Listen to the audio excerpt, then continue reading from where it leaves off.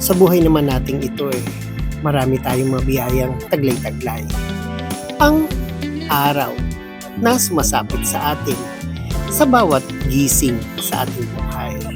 At ang dalawang biyaya na mabuhay at magmahal. Siyempre, pag tayo ay may layang mabuhay sa mundong ibabaw, meron tayong mamahalin. Meron tayong paglalaanan ng ating oras, ng ating mundong tinatawag na sa sarili natin na ating kasakasama sa ating araw-araw na pamumuhay. Yan yung biyayang taglay-taglay natin, ang mabuhay at magmahal. Yan ang aking isi-share ngayon dito sa aking My Journal in Motion sa Love Life ni myself and I dito sa Alexander YouTube channel. Kaya kung di pa kayo nakasubscribe, subscribe na kayo para parati kayo updated sa aking mga ganap. Katulad nga ng sinabi ko, ang dalawang magandang biyayang matatanggap natin sa buhay na ito habang tayo ay naglalakbay sa ating mundo ginagalawan ay ang mabuhay. Ang mabuhay ng malaya na ayon sa ating kagustuhan. At syempre, ang pinakamabiyayang binigay sa atin ay ang magmahal. Pagmahal ng tunay at magmahal ng tapat sa ating buhay. Kasi minsan lang naman tayo talaga dadaan dito sa mundong ibabaw.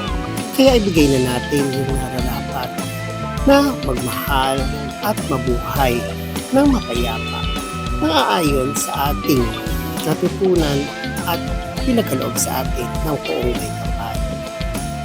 Tulad ng ating fur babies, tulad ng mga minamahal nating mga alaga. Siyempre, di ba, ang sabi nga, ang pag-aalaga ng fur babies ay hindi isang hobby o hindi pampalipas oras, kundi isa itong responsibility o malaking bagay na pagtutuunan natin ng oras, panahon at pagmamahal. Hindi lang siya pangkaraniwang koleksyon sa ating buhay. Kasi diba, bawat buhay ay pinaglalaanan natin ng sakripisyo, pagmamahal at pagtetyaga, oras at panahon. Hindi katulad ng mga bagay na ating mga kinokolekta sa ating buhay.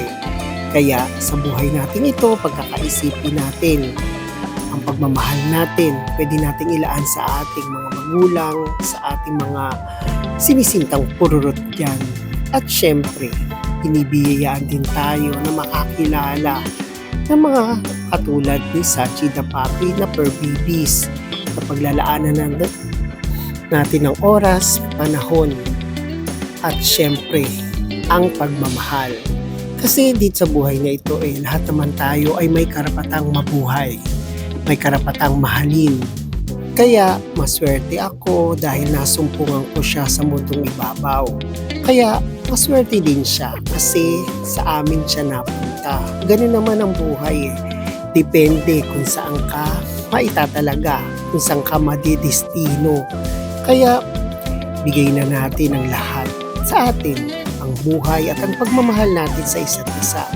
Kasi di ba naglalaan tayo ng oras na mahalin ang ating mga mahal sa buhay at ang ating mga alagang fur babies. Kaya sila din naman ay naglalaan sa atin ng panahon, oras na ginugugol natin na pagkasama natin sila.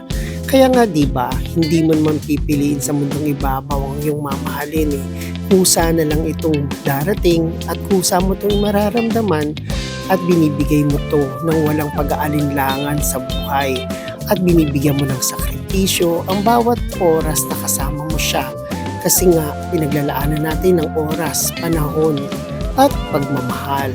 Napaulit-ulit kong sinasabi kasi nga ini-stretch ko sa aking vlog na ito ang salitang buhay at pagmamahal dahil yan ang dalawang biyayang ating matatanggap habang tayo ay naglalakbay dito sa ating mundong ginagalawan. Kaya ibigay na natin ang nararapat dahil binibigay naman sa atin ng Diyos ang ating oras na magmahal at mabuhay na Kanya ibinigay. na biyaya na mula sa may kapal. Dahil nga walang rewind at walang replay ang buhay. Kaya kung ano ang binigay sa iyong biyaya ngayon ng paumay kapal, akapin ito at bigyan ng pagpapahalaga katulad ng ating pagmamahal sa isa't isa.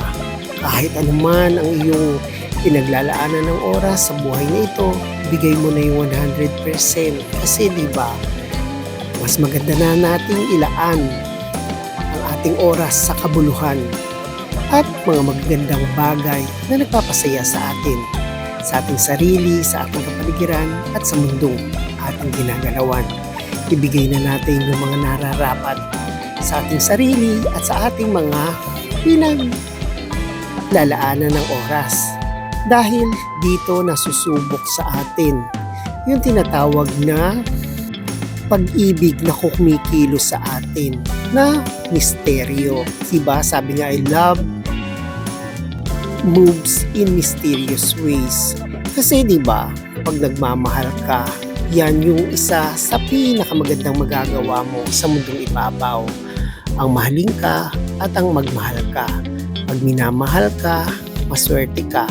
Pag nagmamahal ka, mas maswerte ka kasi mas marami kang maibibigay na pagmamahal sa ating mundong ginagalawan. Kaya, yan lang aking maishishare sa inyo, ang buhay at pag-ibig na nilalaan ko sa araw-araw ng buhay na ito. Kaya, thank you for watching and please don't forget to subscribe and share my video and comment. And thank you very much for watching and God bless!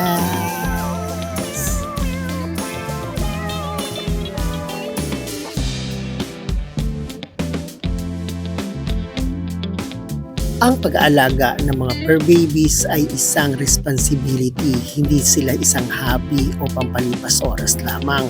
Kaya kung ano man ang may bibigay nating pagmamahal, ay pinagkakalooban tayo ng pagmamahal din na mula sa ating poong may kapal. Kaya ngayong mahal na araw, ating pagmuni-munian ang pagmamahal na ibinigay sa atin ng poong sa atin ay naglalang. God bless!